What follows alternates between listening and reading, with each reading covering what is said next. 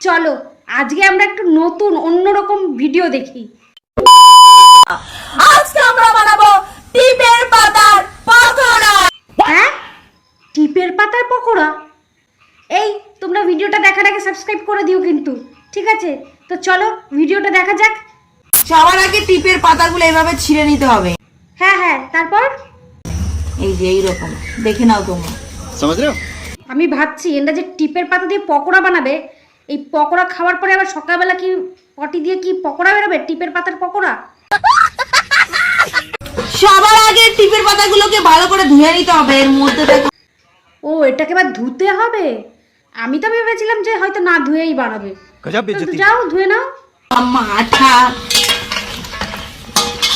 समझ रहे हो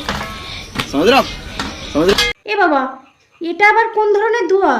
এ তো জলের ভিতর দিয়েই তুলে নিল গো। चीटिंग करता है तू। বেসন, লবণ, হলুদ, লঙ্কার গুঁড়ি, জল। হ্যাঁ আমরা জানি পকোড়া বানাতে এসব জিনিস লাগে, তারপরে কি করছো সেটা দেখো। তোমরা কি ভাবো কোন লেভেলের পাগল হলে এই ধরনের উদ্ভব কাণ্ড কারখানা করে? তেলের এত দাম, মানুষ রান্না করে খেতেই ভয় পাচ্ছে, আর এনারা পকোড়া বানাচ্ছে। বাহ, দেখো আমাদের এক থালা টিপের পকোড়া একদম রেডি। আর কি সুন্দর লোভনীয় লাগছে। নাও নাও, তোমাদের পকোড়া বানানো দেখা হয়ে গেছে, এবার এটাকে গেলো মানে খাও।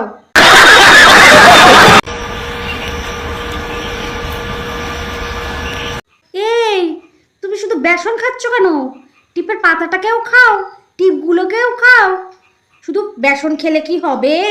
তোমার পাশের জনকে দেখো কি সুন্দর টিপের পাতা এরকম টেনে টেনে ছিঁড়ে ছিঁড়ে খাচ্ছে।